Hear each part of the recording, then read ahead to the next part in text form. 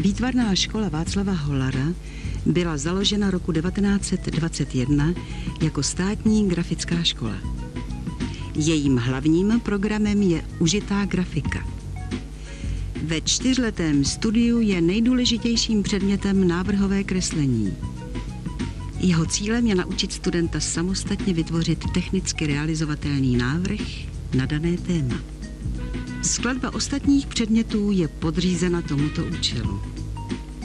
V počátcích studia je to výtvarná příprava, která směřuje od kresby podle skutečnosti k tvarovému zjednodušení a symbolice.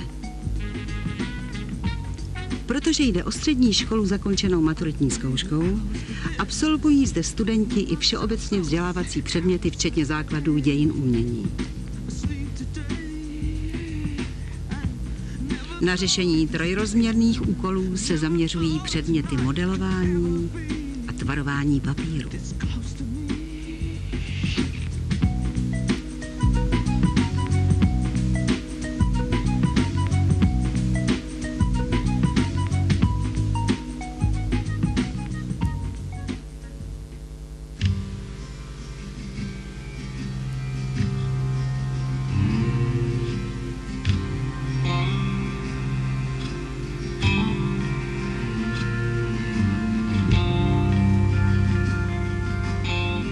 Ve figurálním kreslení je třeba zvládnout stavbu lidské figury a její anatomii.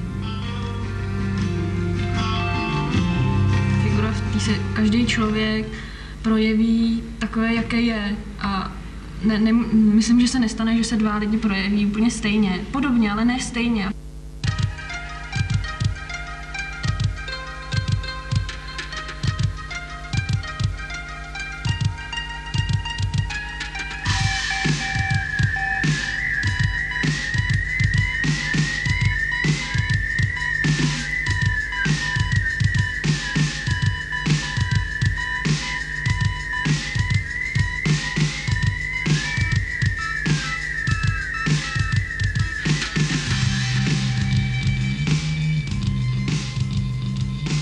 Ta škola je rozhodně unikátní v tom, že tady má člověk tak obrovskou svobodu.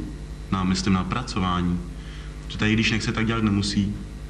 A když chce, tak dělat může a může dělat do rána, do večera, může tady být v jakýmkoliv ateliéru, v jakýkoliv dílně a když chce a má na to tu svoji invenci, tak může se tady úplně vyřádit. Proto tady ta škola je tady v tom asi jedinečná, třeba oproti jiným středním školám. Můžeš si vybrat, můžeš prostě se učit, můžeš být snaživý, ale nesmíš říkat to, že oni mě nic nenaučili.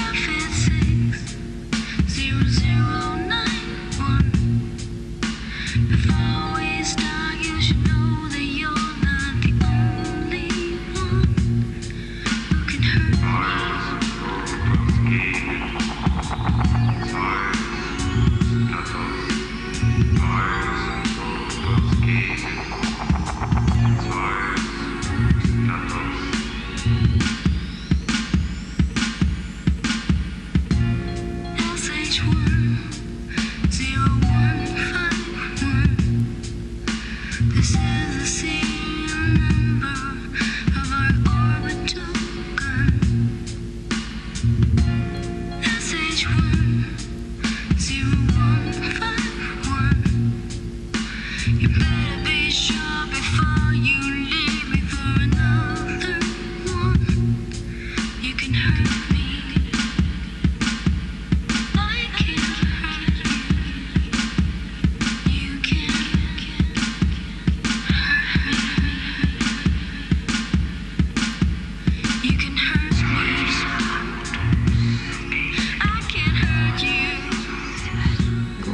od toho tady jsme, aby jsme posoudili práci, kterou děláme, ale i jako se ohodnotili vůči třeba ostatním.